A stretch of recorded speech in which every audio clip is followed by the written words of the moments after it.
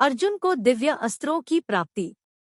पांडवों के वनवास पर जाने की खबर जब ऋषि व्यास को मिली तो वे उनसे मिलने आए।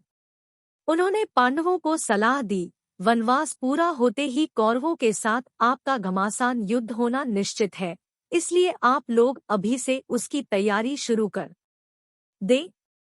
अर्जुन, तुम कैलाश पर्वत पर जाकर कठोर तप करो और भगवान शिव को प्रसन्न कर उनसे दिव्य अस्त्र प्राप्त करो।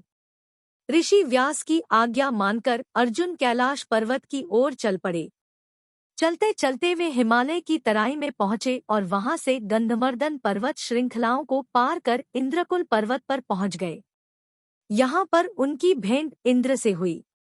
फिर इंद्र से विदा लेकर अर्जुन शिव की आराधना करने के लिए कैलाश पर्वत पर चले गए। वह कठोर तप करने लगे। उनकी कठोर तपस्या देखकर वहां पर रहने वाले साधु संत और स्वर्गलोक में रहने वाले सभी लोग डर गए। वे भगवान शिव के पास जाकर बोले, भगवन, एक युवक कैलाश पर कठोर तप कर रहा है। उसके कठोर तप का प्रयोजन समझ नहीं आ रहा है। आप शीघ्र उसकी मनोकामना पूर्ण करें। भगवान शिव ने उत्तर दिया, आप लोग चिंता न करें, मैं आज ही वहां जाकर उसकी मनोकामना पूर्ण करूंगा। तत्पश्चात शिवजी ने अर्जुन की परीक्षा लेने की एक योजना बनाई।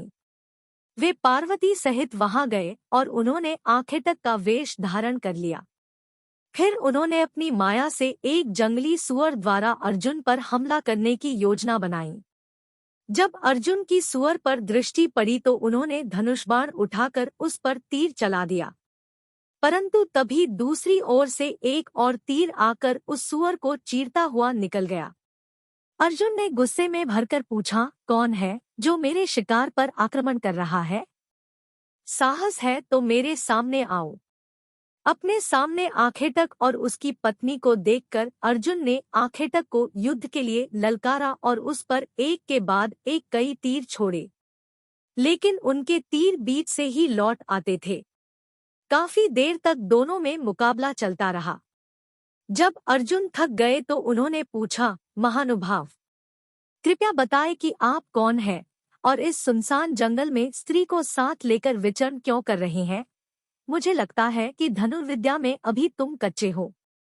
दोबारा किसी को युद्ध के लिए मत ललकारना, शिकारी ने अर्जुन की बात का जवाब दिए बिना कहा। एक मामूली से शिकारी का उनकी धनुर्विद्या पर कटाक्ष करना अर्जुन को अच्छा नहीं लगा। वह बोले, मैं जरा भगवान शिव की आराधना पूरी कर लूं, उसके बाद उत्तर दूंगा। यह कहकर अर्जुन ने अपना धनुष बाण एक ओर रख दिया और बर्फ से एक शिवलिंग बनाया। फिर फूल इकट्ठे कर उन्होंने एक फूलमाला बनाकर शिवलिंग पर चढ़ाई और आंखें बंद करके बैठ गए। कुछ समय बाद जब अर्जुन ने आंखें खोली तो एक चमत्कार देखा कि उन्होंने जो फूलमाला शिवलिंग पर डाली थी वह शिकारी के गले में पड़ी है। अर्जुन को यह समझते देर नहीं लगी कि शिकारी कोई और नहीं वरन भगवान शिव है। वह हाथ जोड़कर उनके चरणों में झुक गए और बोले, मैं सब समझ गया हूँ कि जंगली सुअर का नाटक आपने मेरी परीक्षा लेने के लिए ही रचा था। यदि मैं परीक्षा में सफल रहा हूँ तो कृपया अपने वास्तविक रूप में मुझे दर्शन दे।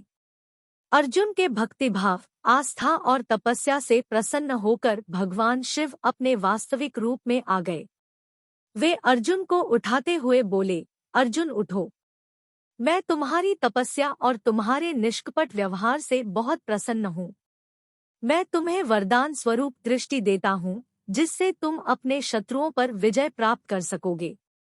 इसके अलावा पशुपतास्त्र भी देता हूँ।